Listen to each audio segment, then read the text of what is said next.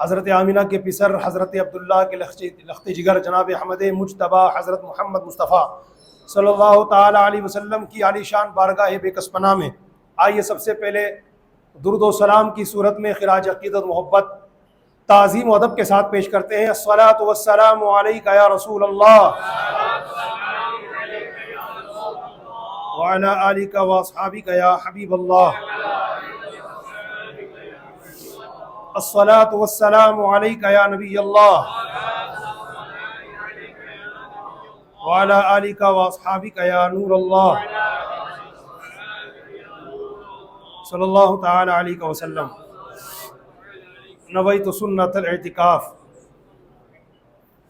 اللہ رب العالمین کی دی ہوئی عنایت و توفیق سے ہم گناہگاروں نے اسلامی سال 1447 پایا۔ دیکھتے ہی دیکھتے ماہ محرم الحرام شریف میں شہیدان کربلا اسیران کربلا کی یادیں منائیں، اور اس مبارک مہینے میں جن بزرگان دین کے عرس آتے ہیں ہمیں جن جن کے بارے میں معلوم ہوا ان حضرات کے لیے ایصال ثواب اور فاتحہ خوانی کا سلسلہ کیا۔ ماہ محرم کے بعد ماہ صفر المظفر اپنی تمام تر برکتوں کے ساتھ ہمارے درمیان جلوہ گر ہوا۔ اس مبارک مہینے میں بھی جن بزرگان دین اور اولیاء کاملین کے عرس آتے ہیں جن جن کے بارے میں ہمیں پتہ چلا، الحمدللہ ہم نے ان حضرات کے لیے ایصال ثواب اور فاتحہ خوانی کا اہتمام کیا۔ یہاں تک کہ ماہ صفر کی 25 تاریخ کو اعلیٰ حضرت امام اہل سنت ولی نعمت مجدد دین و ملت پروانہ شمع رسالت حقانیت کی جان سنیوں کی شان امام احمد رضا خان علیہ الرحمت و رضوان کا جشن اور عرس پاک بڑی شان و شوکت کے ساتھ منانے کی سعادت حاصل کی۔ آج ماہ صفر کی 27 تاریخ ہے اور 2 سے 3 دن گزرنے کے بعد یہ مہینہ رخصت ہو جائے گا، اور اب انشاءاللہ ہمارے درمیان اسلامی سال کا 3واں مہینہ اپنی تمام تر برکتوں اور رعنائیوں کے ساتھ جلوہ گر ہونے والا ہے۔ اور اس سال انشاءاللہ ماہ ربیع الاول شریف ایک بڑی خصوصیت کے ساتھ آ رہا ہے، اس لیے کہ آج یعنی اس آنے والے مہینے ماہ ربیع الاول کی 12 تاریخ کو اس سال 1447 ہجری میں ہمارے کریم آقا رحمت والے مصطفیٰ صلی اللہ تعالی علیہ وآلہ وسلم کو اس دنیا میں جلوہ گر ہوئے 1500 سال مکمل ہو جائیں گے۔ پورے دنیا کے عاشقان رسول میں ایک الگ ہی خوشی کی کیفیت ہے، ایک الگ ہی ذوق شوق محبت کا ماحول ہے۔ اللہ تعالی ہمیں خیر و عافیت کے ساتھ اس مبارک مہینے اور اس مبارک مہینے کی 12 تاریخ تک پہنچائے، اور اللہ تعالی ہم سب کو شریعت و سنت کے دائرے میں رہ کر خوب دھوم دھام کے ساتھ اپنے کریم آقا صلی اللہ علیہ وسلم کا جشن میلاد منانے کی توفیق عطا فرمائے۔ ایک بار بیان کے شروع میں ہی میں آپ کی محبت کو اور آپ کے جوش اور خروش کو دیکھنا چاہتا ہوں، کیونکہ آج جو میرا بیان ہوگا نا یہ 1500ویں میلاد کے استقبال کے لیے ہوگا۔ سرکار کی آمد، دلدار کی آمد، حضور کی آمد، اور نور کی آمد، اس نور کی آمد، سرور کی آمد، سیشا کی آمد۔ حقیقت یہ کہ حضور کے میلاد پر عاشقان رسول خوش ہوتے ہیں، اور ہم اللہ پاک کا اس بات پر شکر ادا کرتے ہیں کہ میرے مولا دنیا کے اندر لاکھوں نہیں کروڑوں نہیں اربوں لوگ موجود ہیں، ان اربوں لوگوں میں ان کروڑوں سے زیادہ سمپتی کے لوگوں میں جن کو تو نے سیلیکٹ کیا ہے محبوب کا میلاد منانے کے لیے، اے اللہ تیرا شکر ہے کہ ہم گنہگار میں خوش نصیبوں میں شامل ہیں۔ ہمارے کریم آقا صلی اللہ علیہ وسلم کی شان میں آپ کو بتاؤں ایک واقعہ سنی جو کبھی نہیں سنا آپ نے، یعنی میں نے تو کبھی بیان نہیں کیا، آج پہلی بار اس کو بیان کر رہا ہوں، اور بڑا پیارا واقعہ ہے، ایمانوں کو تازہ کرنے والا واقعہ ہے۔ حضرت سالم بن عبداللہ رضی اللہ تعالیٰ عنہ کہتے ہیں کہ صحابہ و تابعین کے دور کی بات ہے، 2 شخص بیٹھے گفتگو کر رہے تھے۔ ایک نے دوسرے سے کہا کہ الحمدللہ آج رات کو میں نے خواب میں تمام نبیوں کی زیارت کی ہے۔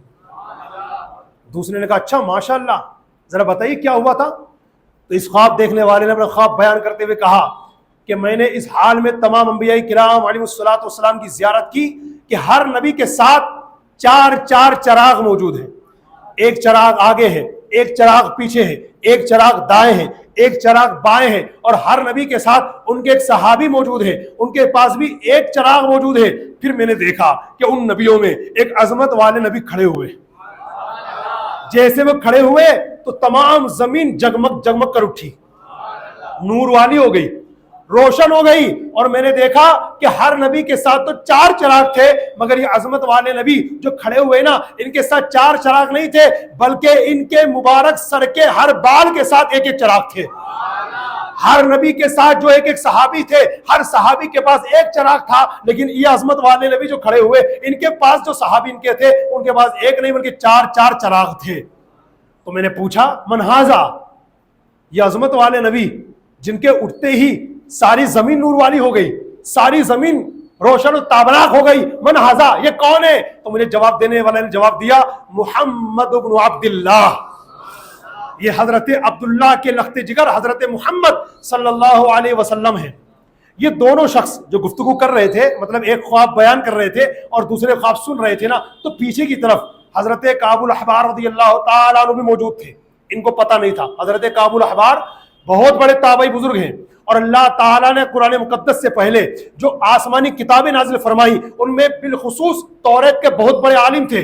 تو جب یہ دونوں گفتگو کر رہے تھے اور یہ خواب دیکھنے والے رات کا خواب انبیاء کرام کی زیارت کا دوسرے کو بتا رہے تھے، تو یہ کان میں بات پہنچی حضرت کعب الاحبار کے، تو انہوں نے ان کو مخاطب کر کے کہا، بھائی یہ کیا باتیں کر رہے ہو تم نے کئی بات پڑھی ہے، لکھی ہے، کہیں سنی ہے، یہ تم بیان کر رہے ہو؟ تو انہوں نے کہا حضرت نہیں ہم نے کہیں پڑھی سنی نہیں ہے، یہ تو الحمدللہ رات کو میں نے خواب دیکھا ہے کہ تمام انبیاء کرام کی زیارت کی، اور ہر نبی کے ساتھ 4 چراغ تھے، ایک عظمت والے نبی کھڑے ہوئے تو ان کے مبارک سر کے ہر بال کے ساتھ ایک چراغ تھا، ہر نبی کے ساتھ جو صحابی تھے ان کے پاس ایک چراغ تھا، لیکن یہ جو عظمت والے نبی کھڑے ہوئے ان کے پاس جو صحابی تھے ان کے پاس 4 چراغ تھے، اور جب یہ کھڑے ہوئے نبی عظمت والے نبی تو ساری زمین روشن ہو گئی، تابناک ہو گئی، نور والی ہو گئی۔ حضرت میں نے کہیں پڑھا سنا نہیں ہے، یہ تو میں نے رات کو خواب دیکھا ہے، وہ بیان کر رہا ہوں۔ اب جانتے جواب سنو، حضرت کعب الاحبار رضی اللہ تعالیٰ عنہ نے جیسے اس خواب دیکھنے والے کی بات سنی تو آپ نے برجستہ کہا، والذی بعث محمدا بالحق انہا فی کتاب اللہ کما رأیت، آپ نے فرمایا اے خواب دیکھنے والے سن، اس رب کائنات کی قسم جس نے محمد صلی اللہ علیہ وسلم کو سچا نبی بنا کر کے بھیجا ہے، تو نے تو سب خواب میں دیکھا ہے، میں نے سارا معاملہ اللہ کی کتاب توریت میں پڑھ رکھا ہے۔ جو تو نے رات کو خواب دیکھا نا، یہ پورا کا پورا یہ معاملہ اللہ کی کتاب توریت میں لکھا ہوا ہے، یہ میں نے خود پڑھا ہے۔ یعنی حضرت کعب الاحبار رضی اللہ تعالیٰ عنہ نے اس خواب دیکھنے والے کو بتایا اور اس کے ذریعے پوری دنیا والوں کو بتایا کہ ہمارے کریم آقا صلی اللہ علیہ وسلم کی شان و عظمت جو پچھلی آسمانی کتابوں میں لکھی ہوئی ہے، ان میں ایک خوبی، ایک برکت، ایک شان، ایک عظمت، ایک بلندی، ایک مرتبہ یہ بھی موجود ہے کہ جو نبی صلی اللہ علیہ وسلم تشریف لانے والے ہیں، ان کی شان یہ ہے کہ ان کے نور سے پوری زمین جگمگ جگمگ کر اٹھی ہے۔ یہ ہمارے آقا علیہ الصلوۃ والسلام کی شان ہے، اور ہم اللہ کا شکر ادا کرتے ہیں کہ میرے مولا تو نے ہمیں ایسے نبی کی امت پیدا فرمایا ہے۔ عرش اعظم کا وہ مہمان لیے بیٹھی ہے، یعنی وہ مظہر رحمان لیے بیٹھی ہے۔ بی بی مریم کو ملے صاحب انجیل، مگر آمینہ گود میں قرآن لیے بیٹھی ہے۔ الحمدللہ ہمارے پیارے آقا صلی اللہ علیہ وسلم ہمیں ملے۔ گزشتہ نبیوں کی جو امتیں تھی نا، قرآن پاک کے پہلے پارے کی سورۃ البقرہ کی آیت نمبر 89 میں پڑھ رہا تھا، اس کی تفسیر میں نے پڑھی، وَكَانُوا مِن قَبْلُ يَسْتَفْتِحُونَ عَلَى الَّذِينَ كَفَرُوا۔ اس آیت کے ذریعے بتایا گیا کہ پچھلے نبی کی امتیں ہمارے حضور کے وسیلے سے دعائیں مانگا کرتی تھی۔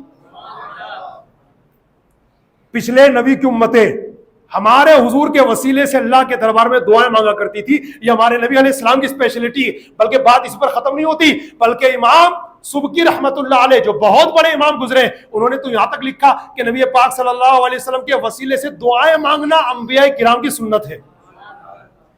پھر ایک واقعہ لکھتے حضرت آدم علیہ السلام کا۔ حضرت آدم علیہ السلام کہ جب وقت وصال قریب آیا، انتقال شریف کا وقت قریب آیا، تو اپنے بیٹے حضرت شیس علیہ السلام کو پاس بلایا اور فرمایا، بیٹا دیکھو میں دنیا سے جا رہا ہوں، میری کچھ خاص وصیت ہے جو میں تمہیں کرنا چاہتا ہوں، اس پر سختی سے عمل کرنا۔ کہا بابا جان لبیک، بتائیے انشاءاللہ میں آپ کی وصیت پر عمل کروں گا۔ جناب آدم علیہ السلام نے فرمایا، بیٹا شیس میری خاص وصیت تو یہ ہے کہ جب جب زندگی میں کوئی مصیبت آ جائے، نام محمد کے وسیلے سے دعا کر لینا، اللہ تعالیٰ تیری ساری مشکلیں دور کر دے گا، اللہ تیری ساری مصیبتوں کو دور کر دے گا۔ حضرت شیس علیہ السلام کہتے بابا یہ محمد کون ہے؟ تو جناب آدم علیہ السلام کہتے بیٹا یہ محمد وہ ہے، اگر یہ نہ ہوتے نہ تو ہوتا نہ میں ہوتا۔ کہ بابا آپ نے جو بات کہی کس بنیاد پر کہی؟ کہ جب بھی مصیبت آ جائے تو نام محمد کے وسیلے سے دعا کر لیا کرنا، اللہ پاک ساری مصیبتیں دور کرے گا۔ کس آدھار پر کہی؟ بولا بیٹا اپنے تجربے کے آدھار پر کہی۔ کا بات سمجھائیے تو حضرت آدم علیہ السلام نے اپنا واقعہ بیان کیا کہ اللہ تبارک و تعالیٰ نے جب مجھے پیدا فرمایا اور جب جنت سے زمین پر اتار دیا گیا تو یہاں آنے کے بعد 300 سال تک کنٹینیو میں نے آنسو بہائے، اللہ عز و جل کی بارگاہ میں دعائیں کرتا رہا، توبہ استغفار کرتا رہا، مگر اللہ کے دربار سے کوئی ریپلائی نہیں آتا تھا، اللہ کی بارگاہ سے کوئی جواب نہیں آتا تھا۔ 300 سال گزرنے کے بعد اللہ کی طرف سے میرے دل میں بات ڈالی گئی اور مجھے یاد آیا کہ جب مجھے پیدا کیا گیا تھا تو میں نے جنت کی ہر چیز پہ لکھا دیکھا تھا لا الہ الا اللہ محمد رسول اللہ، جنت کے درختوں کے ہر پتے پہ لکھا دیکھا تھا لا الہ الا اللہ محمد رسول اللہ، عرش کے پایوں پہ لکھا دیکھا تھا لا الہ الا اللہ محمد رسول اللہ صلی اللہ علیہ وسلم۔ تو میں نے اللہ پاک سے عرض کیا تھا میں محمد، اے اللہ یہ محمد کون ہے؟ تو اللہ کے دربار سے جواب آیا تھا ھذا ولدک الذی لولاہ ما خلقتک، اے آدم یہ محمد صلی اللہ علیہ وسلم تمہاری آنے والی اولادوں میں سے تمہارے وہ شہزادے ہوں گے کہ اگر ان کو پیدا کرنا مقصود نہ ہوتا تو میں بھی پیدا نہ کرتا۔ تو میں نے کیا کیا؟ حضرت آدم علیہ السلام اپنے بیٹے شیس علیہ السلام سے کہتے بیٹا میں نے کیا کیا؟ اللہ کی بارگاہ میں فوراً کہا یا ربی، اے میرے رب، اے میرے رب بحرمتی حاضل ولدی ارحم حاضل والد، اے میرے رب میرے اس عظیم شہزادی کی برکت سے، میرے اس عزت دار بیٹے کی برکت سے اس باپ پر رحم فرما۔ اللہ نے میری توبہ قبول فرمائی نام محمد کے وسیلے سے، بلکہ آگے یہ فرمایا یا آدم لو تشفعت الینا بمحمد فی اہل السماوات والارض لشفعنا، اے آدم یہ تو آپ نے نام محمد کے وسیلے سے صرف اپنے لیے دعا کر لی جو ہم نے قبول فرما لی، حقیقت یہ اے آدم اگر آپ نام محمد کے وسیلے سے تمام آسمانوں زمین والوں کے لیے دعا کرتے ہم سب کے حق میں دعا قبول کر لیتے۔ سبحان اللہ۔ یہ ہمارے آقا صلی اللہ علیہ وسلم جن کے وسیلے سے حضرت آدم علیہ السلام کی دعا قبول ہوئی، اور ان کے ہمارے آقا علیہ السلام کے وسیلے سے اور کیسے دعائیں قبول ہوتی ہیں؟ سیرت کی کتابوں میں ایک واقعہ لکھا ہے، ایک شخص تھے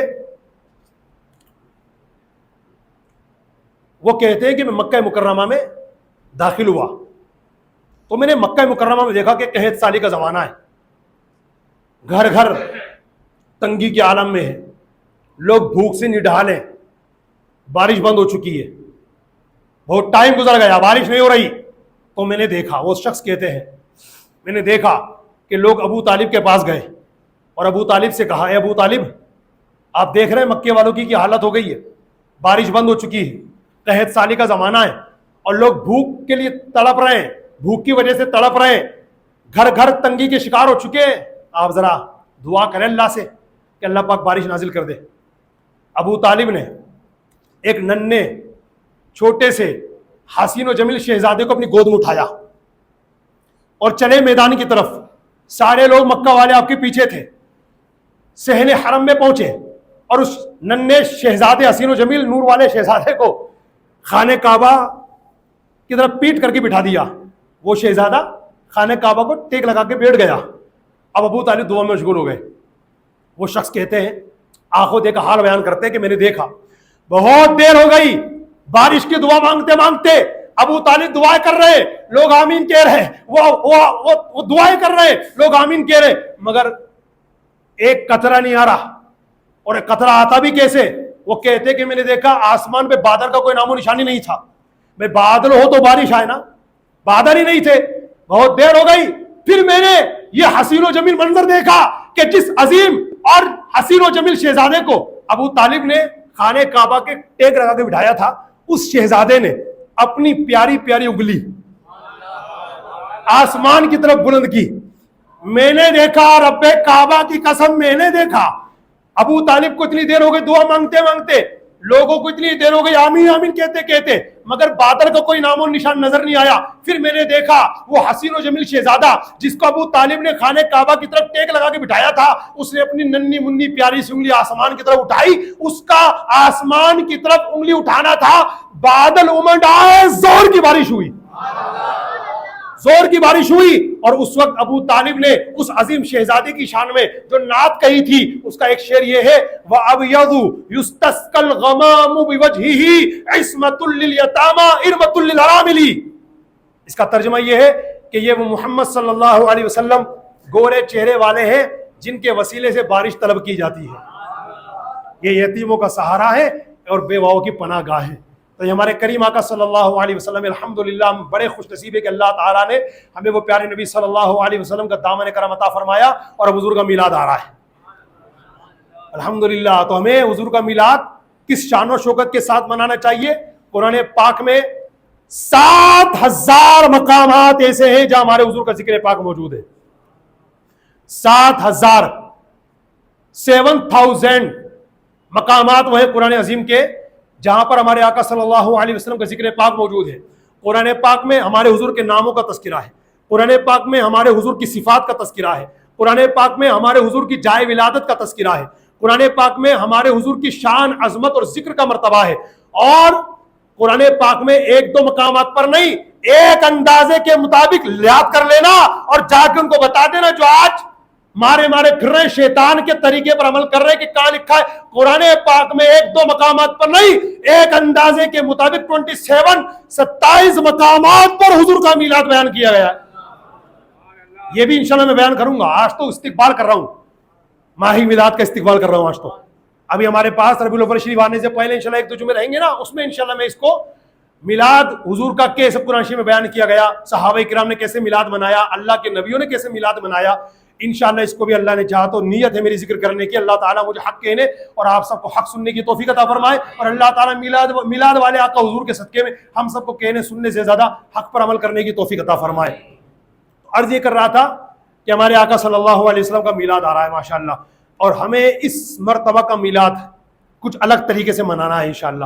تمام اسلامی بھائیوں کو میں کچھ کام بتاتا ہوں، ان کاموں پر خود بھی عمل کیجئے اور گھر جانے کے بعد اپنے گھر والوں کو، خاص طور سے ماں بہنوں کو بتائیے تاکہ وہ بھی اس عظیم الشان نعمت کا شکر اس طریقے سے ادا کریں. عید آتی ہے، ہم لوگ نئے کپڑے پہنتے کہ نہیں؟ پہنتے ہیں. وہ عید ہے اور یہ آ رہی ہے نا، یہ عید نہیں ہے بلکہ عیدوں کی بھی عید ہے. کیونکہ اگر یہ عید نہ ہوتی تو نہ کوئی عید الفطر ہوتی نہ کوئی عید الاضحیٰ ہوتی. اس عید کی برکت سے یہ عید میلاد النبی تمام عیدوں کی عید ہے. تو اس لیے تمام اسلامی بھائی اس بات کو نوٹ کر لیں، اور جو آپ کے دوست وغیرہ بھی نہیں آ پائے ہوں مسجد میں، یہ بات ہو جائے اس کے بعد آئے تو ان کو بتا دیجیے گا. انشاءاللہ ہمیں کچھ کام کرنے ہیں. نمبر 1، پیارے آقا صلی اللہ علیہ وسلم کی پاکیزہ بارگاہ میں روزانہ کم سے کم 1500 بار درود پڑھنے ہیں. میں جانتا ہوں کہ ہمارے کئی بھائی ایسے ہوں گے جنہوں نے ماشاءاللہ کب سے شروع کر دیا. یہ اعلان تو ہم کئی بہت پہلے کر چکے نا، اور یہ ہمارے کئی بھائی ایسے ہوں گے، مجھے پتا تو نہیں کون ہے لیکن ہوں گے، امید کر رہا ہوں ان کی محبت کی وجہ سے کہ وہ شروع کر چکے ہوں گے اور روزانہ سبمٹ بھی کرتے ہوں گے لنک کے ذریعے سے. اگر لنک آپ کے پاس نہ پہنچے تو مجھ سے لے لیجئے گا، اس پر سبمٹ کرنا ہے. تو اپنے جو انڈیا لیول پر جو دعوت اسلامی نے ہدف لیا نا 15,000 کروڑ مرتبہ درود پاک اس 1500 میلاد پر حضور کی بارگاہ میں پیش کرنے کا، تو اس کو پورا کرنے میں ہم بھی انشاءاللہ اپنا یوگدان ادا کریں گے. تو اب جس نے شروع نہیں کیا ابھی تک مان لیجئے تو اب تو شروع کر دے بھائی، ورنہ کم سے کم ربیع الاول شریف کی پہلی تاریخ سے کسی بھی طرح کر کے انشاءاللہ کم سے کم 1500 بار کا درود پاک کا نذرانہ حضور کی بارگاہ میں روزانہ پیش کرنا ہے. تو پہلا کام اس 1500ویں میلاد کی آمد کی خوشی میں 1500 بار درود پاک کا یہ پیش کرنا ہے. نمبر 2، روزانہ کچھ نہ کچھ قرآن پاک کی تلاوت اپنے معمولات میں شامل کیجیے. چاہے آپ ایک رکوع ہی پڑھیے، جی ہاں ایک رکوع ہی پڑھیے آپ، لیکن پڑھ لیجیے. اسی طریقے سے انشاءاللہ اس ماہ میلاد کی آمد پر ہمیں ایک کام اور کرنا ہے کہ جیسے عید کے موقع پر ہم ہر چیز نہیں استعمال کرتے ہیں نا، تو انشاءاللہ اس 1500ویں میلاد کے موقع پر اللہ نے جس کو توفیق دی ہے اور جو یہ سمجھ رہا ہے کہ یار میری تو حیثیت ہی نہیں ہے، تو اس کو چاہیے اپنے فالتو خرچے چھوڑے اور پیسہ بچائے اور کسی اینگل سے اپنے آپ کو تہیا اور مضبوط کرے، تیار کرے اس پر کہ انشاءاللہ ہماری ہر چیز حضور کے اس میلاد پر نہیں ہونی چاہیے. کپڑے انشاءاللہ نئے پہنیں گے، امامہ شریف جو باندھتے ہیں یا جن کی باندھنے کی نیت ہے وہ نیا باندھیں گے انشاءاللہ. ٹوپی پہننے والے وہ ٹوپی نہیں پہنیں گے انشاءاللہ. ایک اور بات، اپنے گھروں کو سجانا ہے، اپنے گھروں کو سجانا ہے. ہمارے نگران ہیں حاجی عمران اتاری صاحب نگران شورا جو کہلاتے ہیں، وہ بڑی پیاری بات ارشاد فرماتے کہ میلاد کے دنوں میں آپ اگرچہ نظر نہ آؤ مگر آپ کے گھر کے پاس سے گزرنے والا گواہی دے کہ یہ کوئی ایرے گیرے نتو کھیرے کا گھر نہیں ہے، یہ عاشق میلاد کا گھر ہے۔ تو پوچھا گیا کیسے؟ کہا دن میں جب کوئی گزرے تو جھنڈا بتائے عاشق میلاد کا گھر ہے، اور رات میں کوئی گزرے تو لائٹنگ بتائے عاشق میلاد کا گھر ہے۔ اس پر عمل کریں گے آپ انشاءاللہ؟ میں یہ نہیں کہتا کہ آپ ہزاروں روپے کی لائٹنگ کیجیے، حالانکہ کوئی کرتا ہے اس پہ ثواب ملے گا۔ ہزاروں روپے کی لائٹنگ کوئی کرتا ہے حضور علیہ السلام کے میلاد پر اللہ کی اس عظیم نعمت کا شکرانہ ادا کرنے کے لیے، تو بہت بڑے ثواب کا کام ہے، کیجیے، لیکن جس کی جتنی حیثیت ہے اتنا تو کر بھائی، ایک لڑی ہی لٹکا لو۔ اگرچہ آپ کو اپنے اسی معاشرے میں، اسی سوسائٹی میں ایسے لوگ بھی نظر آئیں گے جو اتنے چڑھتے ہیں میلاد سے، اتنے چڑھتے ہیں معاذ اللہ استغفر اللہ، میں تو سوچتا ہوں کیا بنے گا ان کا۔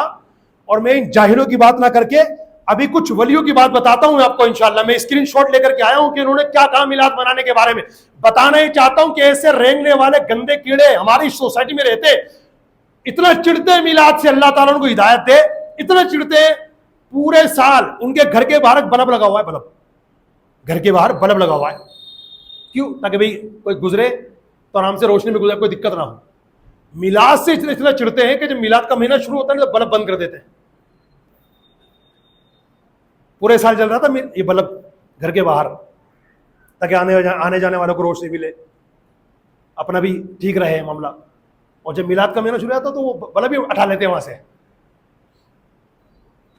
تمہیں یہ مقدر مبارک، ہمیں یہ مقدر مبارک۔ اور میلاد منانے والوں سنو، اب میں جاہلوں کی بات نہیں کرتا، بلکہ کتنے بڑے بڑے ولی ہیں، ان میں ایک نام میں سب سے پہلے جو لے رہا ہوں نا، امام جلال الدین سیوطی رحمت اللہ علیہ، جن کے بارے میں شاید 2 سے 3 بار یہاں بتا بھی چکا ہوں کہ ہم تو اللہ کے دربار میں دعا کرتے رہ گئے، یا رب تیرے محبوب کا جلوہ نظر آئے، اس نور مجسم کا سراپا نظر آئے، اے کاش کبھی ایسا بھی ہو خواب میں میرے ہوں جس کی غلامی میں وہ آقا نظر آئے۔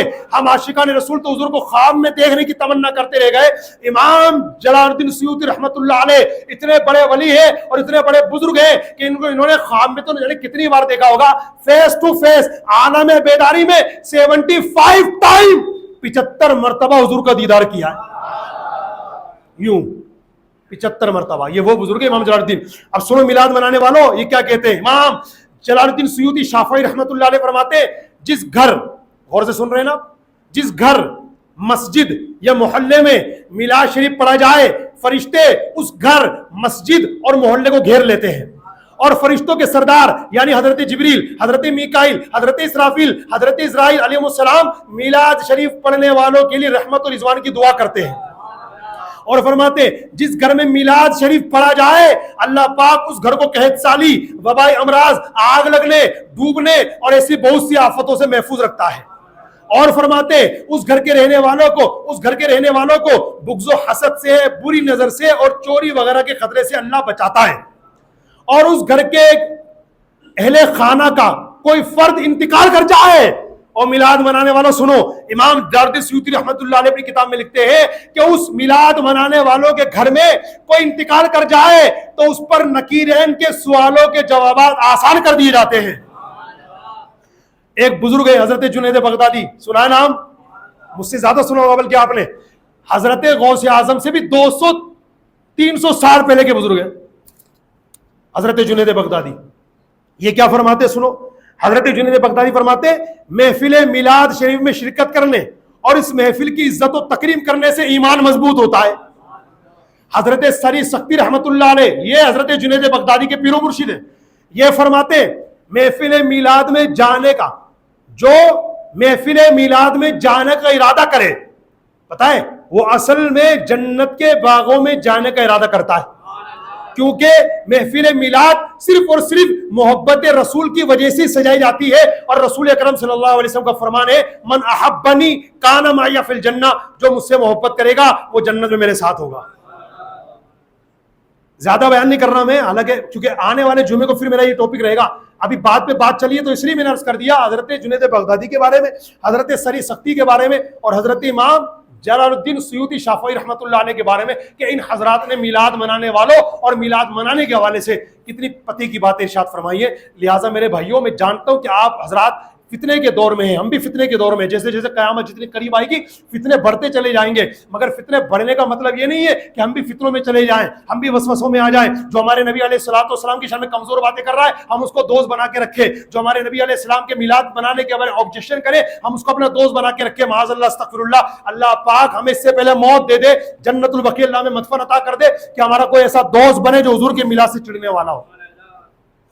اس لیے میرے بھائیوں تو اس مرتبہ ماہ ربیع الاول شریف جو آ رہا ہے نا, یہ خوشیاں تو لائے رہا ہے, پچھلے سالوں سے زیادہ خوشیاں لے کر کے آ رہا ہے. اچھا ایک بات اور وضاحت کر دوں میں, ہمارے کئی بھائیوں کے ابھی تک یہ سمجھ میں نہیں آ رہا کہ 1500 سالہ کیسے ہے, یہ میلاد 1500واں کیسے ہے. میں جانتا ہوں کئی بھائیوں کی سمجھ میں نہیں آ رہا, وہ کہہ رہے 1447 چل رہا ہے تو 1447 تو ہے, 1500 کا ہے. تو میں آسانی سے سمجھاتا ہوں. دیکھو میرے بھائیوں, یہ 1447 ہے نا, یہ تو حضور صلی اللہ علیہ وسلم کی مدنی زندگی ہے. آقا علیہ السلام مدینہ تشریف لائے, ہجرت کر کے مدینہ تشریف لائے, تو وہ سال پہلا ہجری, دوسرا ہجری, تیسری ہجری, پھر چوتھی ہجری. ابھی کون سی ہجری چل رہی ہے؟ 1447. یہ تو مدنی زندگی ہے. آقا علیہ السلام پیدا کب ہوئے؟ مکہ المکرمہ میں. حضور علیہ السلام نے ظاہری طور پر مکہ مکرمہ میں کتنے دن قیام فرمایا؟ 53 ایئرس, رائٹ, 53 سال.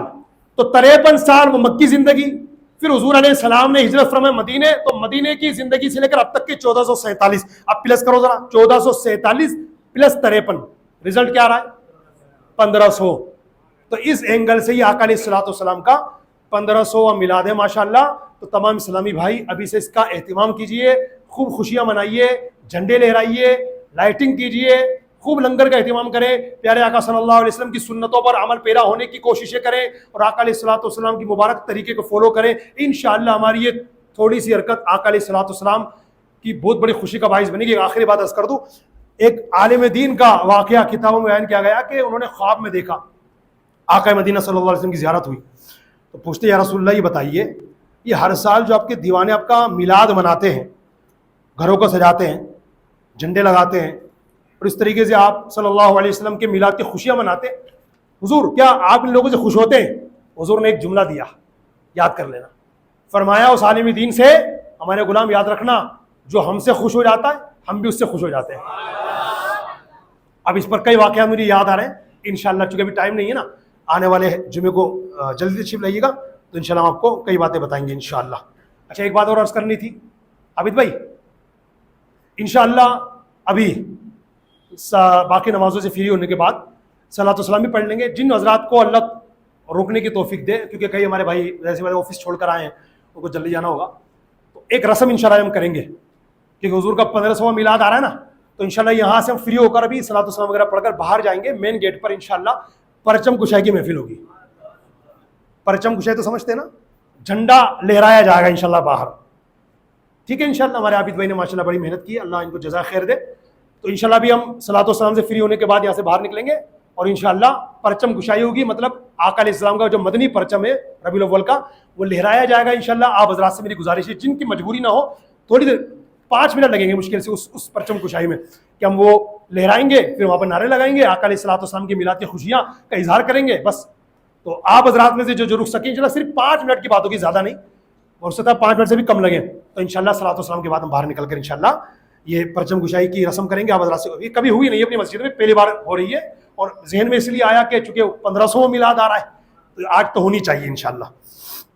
آئیے جس نبی علیہ السلام کا میلاد منائیں گے اسی نبی علیہ الصلوۃ والسلام کی کچھ سنتیں اور جمعے کو سنتے ہیں, تو آج بھی انشاءاللہ ہم سنتے ہیں, اور آج ہم سنیں گے پانی پینے کی سنتیں, ٹھیک ہے, غور سے سنیے گا. 2 فرامین مصطفیٰ صلی اللہ علیہ وسلم. نمبر 1, اونٹ کی طرح ایک ہی سانس میں مت پیو, بلکہ 2 یا 3 مرتبہ سانس لے کر پیو, اور پینے سے پہلے بسم اللہ پڑھو اور فراغت پر الحمدللہ کہا کرو. نمبر 2, نبی اکرم صلی اللہ علیہ وسلم نے برتن میں سانس لینے یا اس میں پھونکنے سے منع فرمایا ہے. حضرت مفتی احمد یارخان نعیمی رحمۃ اللہ علیہ اس حدیث پاک کے تحت فرماتے ہیں, برتن میں سانس لینا جانوروں کا کام ہے, نیز سانس کبھی زہریلی ہوتی ہے, اس لیے برتن سے الگ منہ کر کے سانس لو, یعنی سانس لیتے وقت گلاس منہ سے ہٹا لو. گرم دودھ یا چائے کو پھونکوں سے ٹھنڈا نہ کرو, بلکہ کچھ ٹھہرو, کچھ ٹھنڈی ہو جائے پھر پیو. البتہ درود پاک وغیرہ پڑھ کر شفا کی نیت سے پانی پر دم کرنے میں حرج نہیں. نمبر 3, پینے سے پہلے بسم اللہ پڑھ لیجئے. نمبر 4, چوس کر چھوٹے چھوٹے گھونٹ پیئے. بڑے بڑے گھونٹ پینے سے جگر مطلب لیور کی بیماری ہو جاتی ہے. نمبر 5, پانی 3 سانس میں پیجئے. نمبر 6, بیٹھ کر اور سیدھے ہاتھ سے پیجئے.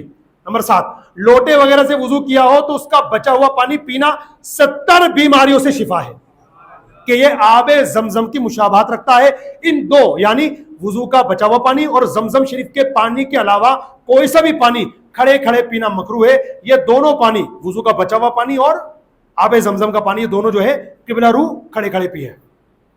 نمبر 8, پینے سے پہلے دیکھ لیجئے پانی کو کہ اس میں کوئی نقصان دہ چیز تو نہیں ہے. پی چکنے کے بعد الحمدللہ کہہ لیجئے. نمبر 10, حضرت امام محمد غزالی رحمۃ اللہ علیہ فرماتے ہیں بسم اللہ پڑھ کر پینا شروع کرے.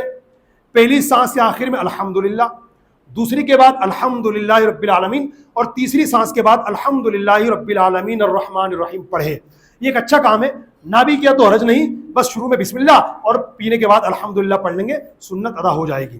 نمبر 11, گلاس میں بچے ہوئے مسلمان کے صاف ستھرے جھوٹے پانی کو قابل استعمال ہونے کے باوجود خواہ پھینکنا نہیں چاہیے.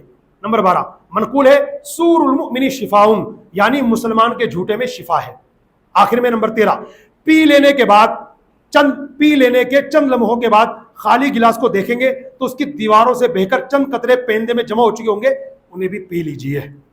تو یہ ماشاءاللہ پانی پینے کی سنت اور آداب ہے. میں گزارش کروں گا کہ جیسے جلوس میں جاتے ہیں نا, تو جلوس میں ہم جہاں میلاد والے آقا کا میلاد منانے وہیں پر انہی کی سنتوں کو ہم پامال کرتے ہوتے ہیں. ان میں ایک سنت یہ بھی ہوتی ہے, ہم جس جگہ رک کر پانی پیتے ہیں تو پانی, اب کتنے لوگ ہوتے ہیں جو بیٹھ کے پانی پیتے ہیں, کچھ عذر بیان کرتے ہیں حضرت یہاں کچھ جگہ نہیں ہے بیٹھنے کی, تو کیچڑ ہو رہا ہے پانی اتنا, تو کہاں بیٹھوں گا, تو دور چلے جاؤ بھائی. آپ یہ بہانہ کر کے سنت ہی چھوڑ دو گے, اور خاص طور سے جلوس میں. تو اس بات پر ذرا ہمیں دھیان رکھنا ہے, پانی انشاءاللہ بیٹھ کر پیا کیجیے. کھڑے کھڑے پینے سے یہ بہت ساری بیماریاں ہو جاتی ہیں, اس پر باقاعدہ ڈاکٹرز کی رپورٹ بھی ہے. خیر, تو اللہ پاک ہم سب کو ان سنتوں پر عمل کرنے کی توفیق عطا فرمائے. ایک وظیفہ سماعت فرما لیں آج.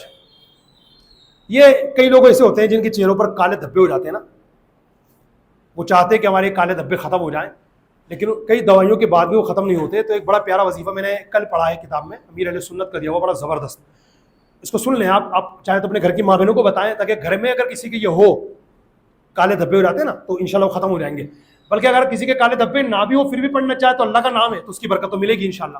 کرنا کیا ہے, ہر نماز کے بعد 15 مرتبہ اپنے ہاتھوں کو دعا کے طرح پھیلا لیجئے, اور 15 بار یا نور یا نور یا نور یا نور, نور والے نبی آ رہے ہیں نا, یا نور یا نور 15 بار پڑھنا ہے, دم کرنا ہے, اور یہ دونوں ہاتھ پورے چہرے پر پھیل لیجئے. اس کی برکت یہ بتائی گئی ہے کہ اگر آپ کے چہرے پر مسے ہیں, کالے دھبے ہیں, تو انشاءاللہ اس ورد کی برکت سے وہ ختم ہو جائیں گے انشاءاللہ. ایک آخر میں مسئلہ بھی سماعت فرما لیجئے.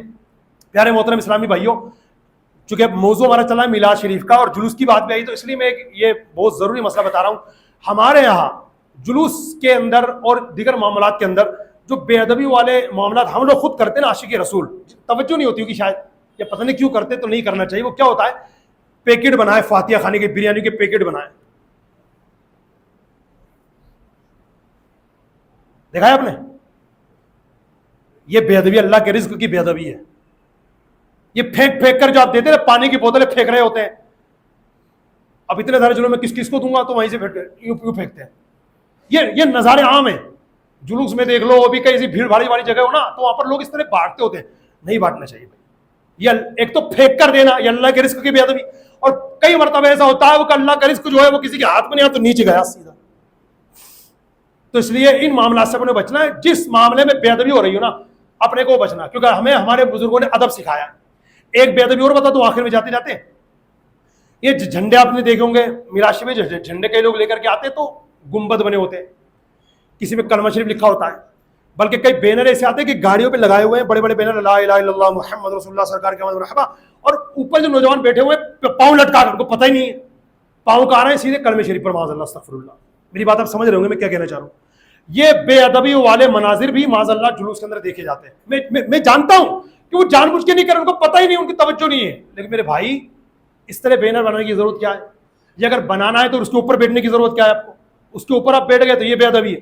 اور جھنڈے اپنے دعوت اسلامی کے دیکھے ہوں گے ماشاءاللہ, اس پہ کوئی کلمہ نہیں لکھا ہوتا, کوئی گنبد نہیں, مدنی پرچم جو بہت عام ہو گئے ماشاء اللہ, تو الحمدللہ اس پہ ایک کلر تو اعلیٰ حضرت کے گنبد کا ہے, ایک کلر غوث پاک کے گنبد کا ہے, اور ایک گنبد خضرا شریف کا ہے. تو اس میں اتنی بے ادبی نہیں ہوتی, ورنہ جس پہ کلمے لکھے ہوتے ہیں, مان لیجئے کلمے لکھے ہوئے سرکار کی آمد برہمے گنبد بنے ہوئے, تو وہ پیروں میں آ جاتے ہیں. کئی مرتبہ کیا ہوتا ہے, آپ ڈنڈے, جھنڈا لگایا ہوا ہے ڈنڈے پہ, ابھی جھوم رہے سرکار کی آمد مرحبا, اس کو باندھ نہیں رکھا آپ نے, وہ آپ کی یوں کر رہے, وہ تو اڑ گیا. اب آپ سوچ رہے میں جھنڈا ہی لا رہا ہوں, اب جھنڈا نہیں لا رہا, اب ڈنڈا ہی لا رہے ہیں, وہ تو اڑ کے کہاں چلا گیا پتہ نہیں معاذ اللہ. تو یہ کچھ بے ادبی والے معاملات جو میں نے آپ کو عرض کیے, ان پر ذرا توجہ دینے کی ضرورت ہے. آپ بھی توجہ دیں اور آپ اپنے بھائیوں کو بتائیں کہ اس طرح کے معاملات کر کے ہم لوگ بے ادبی میں چلے جاتے ہیں. اللہ پاک ہم سب کو کہنے سننے سے زیادہ عمل کی توفیق عطا فرمائے.